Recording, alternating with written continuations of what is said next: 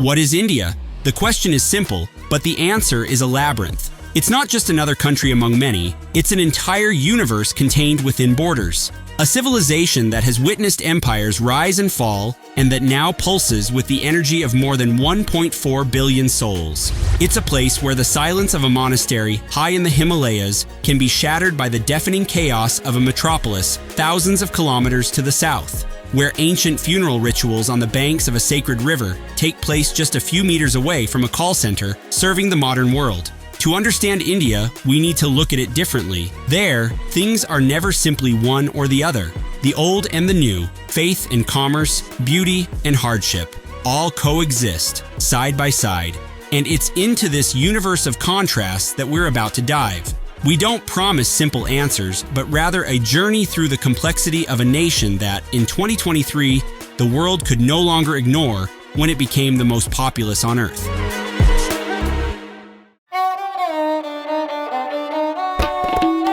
To begin deciphering India, we first need to grasp its sheer scale. Imagine a territory spanning more than 3.2 million square kilometers. It's the 7th largest country in the world, a subcontinent stretching from the frozen peaks of the Himalayas in the north to the tropical beaches of Kerala in the south. It contains the Thar Desert to the west and the rainforests and wetlands of the Sundarbans to the east. This vast geography creates not only a diversity of landscapes, but also of climates, cultures, and ways of life. But it's the human dimension that truly defies imagination. In April 2023, the United Nations Population Fund released a report that reshaped the world's demographic map. India had officially surpassed China as the most populous nation on Earth. Today, more than 1.428 billion people call India home. To put that into perspective, 1 in every 6 people on the planet is Indian. As The Guardian highlighted at the time, this wasn't just a statistical shift. It was a seismic moment with deep implications for the global economy, geopolitics, and India's own future. In addition, this is an incredibly young population.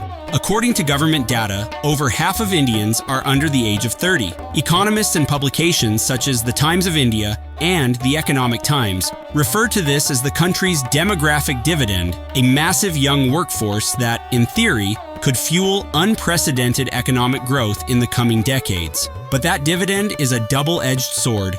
It also represents India's greatest challenge: how to create jobs, provide education, housing, and healthcare for hundreds of millions of young people entering the workforce every year. Pressure on resources is already immense. In cities like Mumbai, population density exceeds 20,000 people per square kilometer, creating a daily struggle for space, water, and sanitation.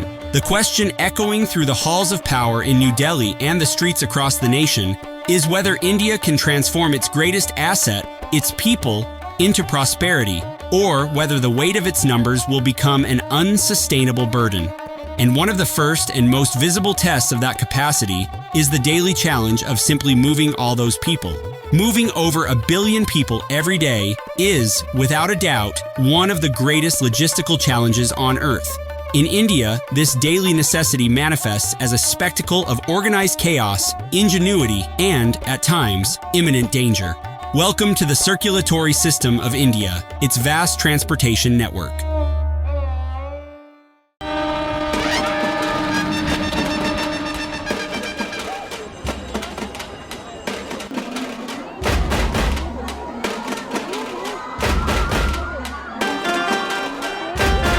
If India is a living organism, its streets and railways are its arteries and veins, pulsing incessantly. And most of the time, they're on the verge of collapse. Traffic in India's major cities isn't just traffic, it's an ecosystem. It's a deafening symphony of honking horns where luxury cars, overcrowded buses, auto rickshaws, motorcycles carrying entire families, bicycles, animal-drawn carts, and even sacred cows compete for every inch of asphalt. In cities like Mumbai, Delhi, and Bengaluru, chaos is the norm. According to the TomTom Traffic Index, a global congestion report, Bengaluru consistently ranks among the slowest cities in the world to drive in. A trip that should take 15 minutes can easily stretch beyond an hour. There are no real lanes, only a collective flow, a dangerous dance where the only rule seems to be that there are no rules.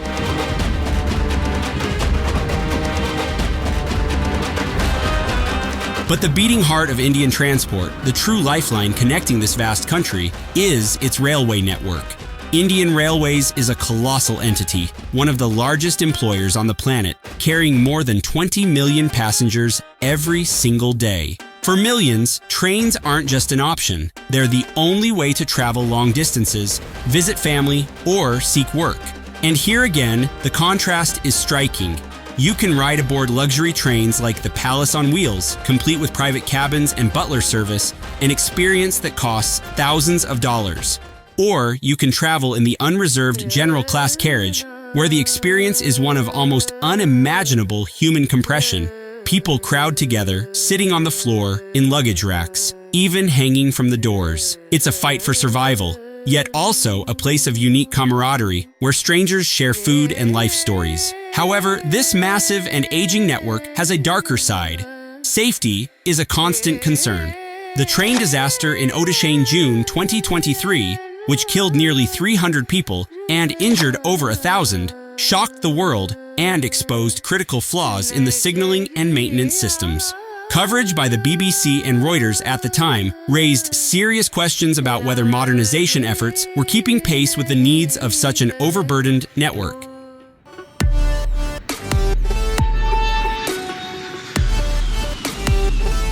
Meanwhile, in the skies, India has undergone a revolution. The rise of low-cost airlines has made air travel, once a luxury for the elite, accessible to a rapidly expanding middle class. But that meteoric growth has also brought problems. Fierce competition has put constant pressure on costs, and safety and service quality have sometimes taken a back seat.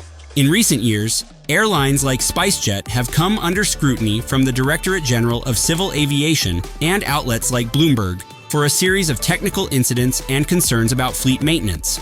It's the classic dilemma of Indian growth. Expansion moves faster than the ability to ensure quality and safety. And no place in India concentrates this mix of rapid growth, transport chaos, and monumental challenges as intensely as its capital, a city that is at once the political brain of the nation and the epicenter of one of its most visible crises, the environmental one. Welcome to New Delhi.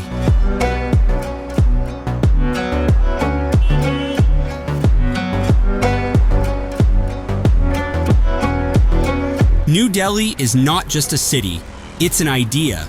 It's the political heart of the nation, a place of broad, carefully planned avenues, imposing government buildings and monuments that tell the story of a nation. This is Lutyens Delhi, the administrative core designed by the British. But just a few kilometers away lies Old Delhi, a labyrinth of narrow alleys, chaotic bazaars, and centuries-old mosques. This duality defines the capital. Today, however, Delhi's identity is increasingly defined by an invisible yet deadly enemy: pollution. During the winter months, the city transforms into what BBC News once described as a gas chamber, a toxic combination of factors such as the burning of crop residue in the neighboring states of Punjab and Haryana, emissions from millions of vehicles, dust from construction, and industrial smoke, all trapped by unfavorable weather conditions, creates a thick gray smog that suffocates the city. The Air Quality Index, AQI, a measure of pollution, routinely exceeds 500, sometimes approaching 1,000. For context, an AQI above 300 is considered hazardous to human health. Living in Delhi during winter is equivalent to smoking dozens of cigarettes a day. A study published in the prestigious medical journal The Lancet estimated that air pollution was responsible for nearly 17,000 premature deaths in the city in a single year. The air that should give life in Delhi is taking it away.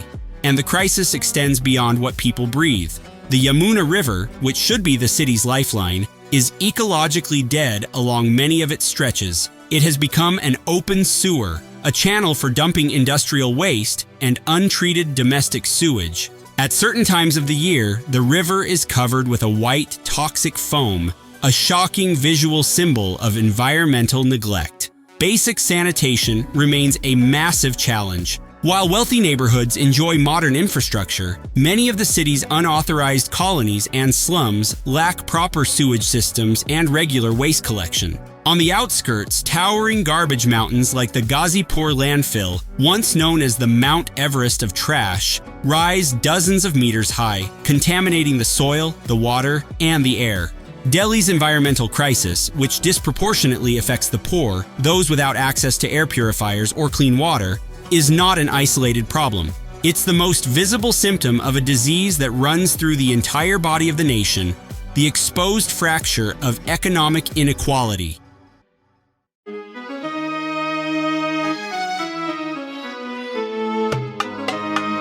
India's economy is a paradox in its purest form. On one hand, the numbers are staggering. It is the fifth largest economy in the world in nominal terms and one of the fastest growing. Forecasts from the International Monetary Fund and the World Bank place it among the future global economic superpowers, a driving force of 21st century growth. It's home to a world-class technology sector in cities like Bengaluru and Hyderabad, and its emerging middle class represents one of the largest consumer markets on Earth. But that dazzling success story hides a much darker, deeply unequal reality. In January 2023, the charity Oxfam released a report with a striking title, Survival of the Richest, the Story of India. The numbers were staggering. The richest 1% of Indians owned more than 40% of the nation's total wealth, while the poorest 50% together held just 3%. This inequality isn't a statistical abstraction. It's visible in the urban landscape. In Mumbai, the financial capital, stands Antilia, the 27-story private residence of billionaire Mukesh Ambani, one of the most expensive homes in the world.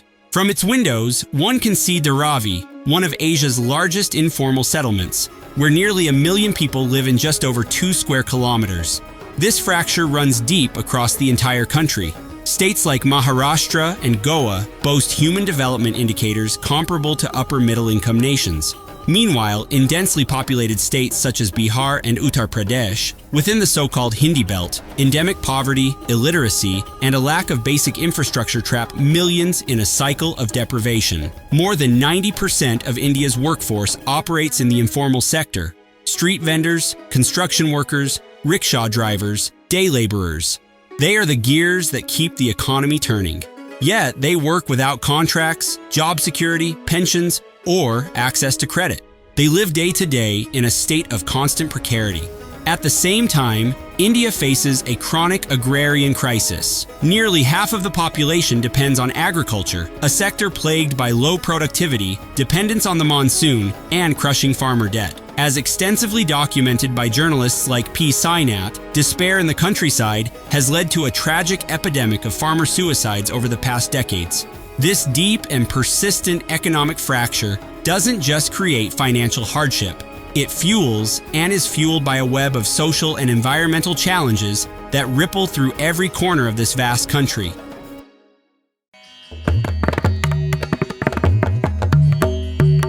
Stepping outside the great economic centers, India's landscape of challenges becomes even more complex. The pressure on natural resources is a battle fought on multiple fronts. Water scarcity, for instance, has already become an acute crisis. Cities like Chennai and Bengaluru have faced the infamous Day Zero, the point at which taps run dry, forcing severe rationing and dependence on water tankers. Disputes between states, such as the long-running conflict over the Kaveri River between Karnataka and Tamil Nadu, are growing increasingly tense. The sacred Ganges River, worshipped as a mother goddess by over 1 billion Hindus, is also one of the most polluted rivers on Earth, laden with industrial waste, sewage, and remnants of ritual offerings. Socially, India still wrestles with the ghosts of its past. The caste system, a strict and hereditary social hierarchy, was officially abolished by the Constitution in 1950. Yet its shadow, as organizations like Human Rights Watch report, still hangs heavily over society, especially in rural areas. A person's caste can still determine whom they can marry, where they can live, and what kind of work they can do. Discrimination against Dalits, once known as untouchables, persists despite legal protections and affirmative action policies. Access to quality education and healthcare remains a privilege rather than a universal right. While India has succeeded in enrolling most children in primary school, dropout rates remain high, and the quality of education in public schools is often poor, perpetuating the cycle of poverty. The public healthcare system is chronically underfunded and overstretched, forcing many to seek treatment in the expensive private sector, pushing millions of families into financial ruin every year. Faced with such a complex tapestry of issues, poverty, inequality, pollution, and social tensions, a fundamental question arises: what, after all, holds India together? What prevents this overwhelming diversity and these colossal challenges from tearing it apart? The answer lies, to a great extent, in an invisible but omnipresent force that shapes the identity of nearly every Indian: faith.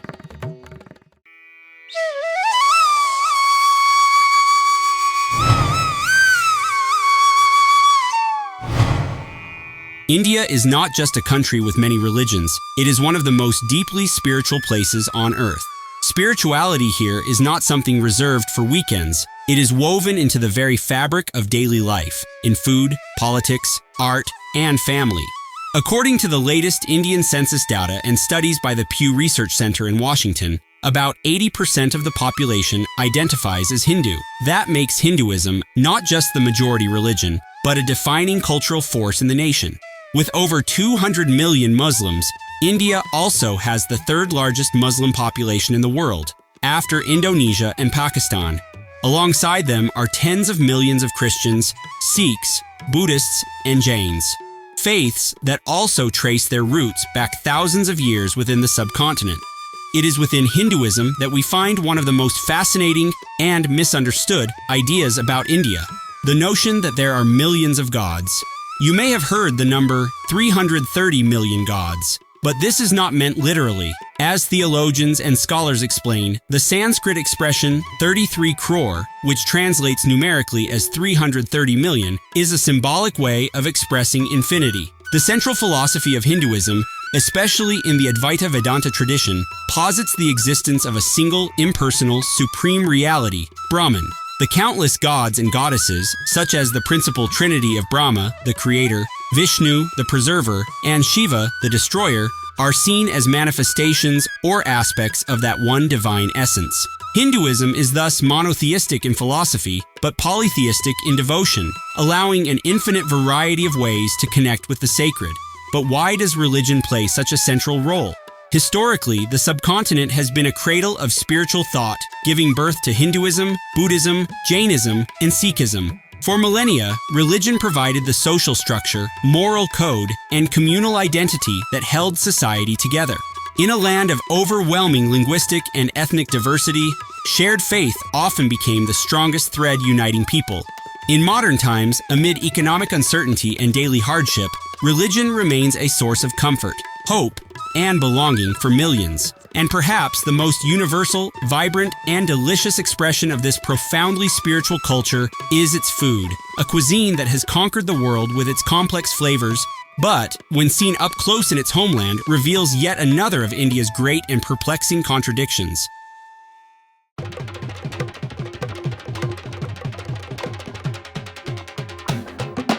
To speak of Indian food is, in truth, a gross simplification. There is no single cuisine, but rather a banquet of distinct regional traditions. There is the rich, creamy gravies and tandoori breads of Punjabi cuisine in the north, the intricate rice and lentil-based vegetarian dishes of Tamil Nadu in the south, the subtle coconut and seafood-infused flavors of Kerala, and the pungent mustard and freshwater fish of Bengal. India is the spice pharmacy of the planet, and its food is living proof, an alchemy of flavors seeking perfect balance between sweet, salty, sour, bitter, and spicy. At the heart of this culinary experience for most Indians lies street food. It's vibrant, inventive, unbelievably flavorful, and, above all, affordable. It is the great social equalizer. Yet, this is also where many visitors experience cultural shock. Hygiene. Viral videos often show food being prepared in ways that, by Western standards, seem alarming. Hands that handle money also handle food, utensils washed in dubious water, and dishes prepared amid dust and street pollution. Why is that? There isn't a single historical reason. It is rather the symptom of deeper systemic issues, the direct result of poverty, which forces vendors to prioritize survival over investment in sanitation. It's the outcome of limited access to clean water and basic sanitation, and the reflection of weak or absent government oversight. There's also a cultural and biological dimension. Many Indians exposed to a wide variety of microbes from early childhood develop a stronger immune system, shaping a different local perception of what is safe to eat. Then there's the concept of jugaad, the Indian art of improvisation, of finding quick, resourceful solutions with limited means. It's a remarkable mindset of resilience, but when applied to food safety, it can have dangerous consequences. It's not a matter of carelessness, it's a complex interplay of economic, social, and infrastructural factors that make hygiene a luxury not everyone can afford. From the food that nourishes the body, we move to the celebrations that nourish the soul, moments when all the color, energy, spirituality, and chaos of India come together and burst into spectacles that halt the nation and mesmerize the world. It's festivals.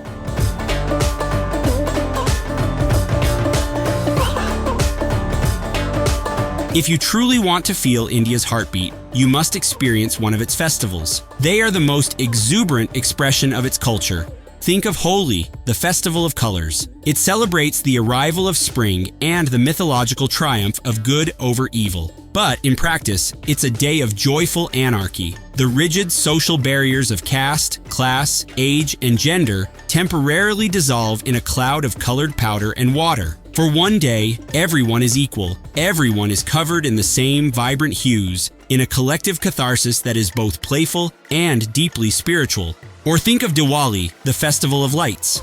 Celebrated by Hindus, Sikhs, and Jains, it symbolizes the victory of light over darkness, knowledge over ignorance. For 5 days, homes, shops, and temples are decorated with millions of tiny clay lamps, called diyas, and strings of electric lights, turning the country into a shimmering sea of illumination. It's a time of renewal, of cleansing, of family togetherness. Then there's Durga Puja, especially in West Bengal, a 10-day celebration of the warrior goddess Durga, marked by spectacular artistic installations. And Eid al-Fitr, marking the end of Ramadan, celebrated with prayers and feasts by more than 200 million Indian Muslims. Each festival is a microcosm of India itself. India is a place that defies categories, a land that forces our minds to expand to contain its vast and painful contradictions. Perhaps the greatest lesson this complex and confounding giant offers the world is this: that beauty and filth, hope and despair can and do coexist. Not as opposites, but as partners in a loud, vibrant, chaotic, and unmistakably human dance. If you enjoyed today's story, don't forget to like and subscribe. Every week, there's a new video about the most beautiful and contradictory places on Earth. Thank you for watching, and see you in the next one.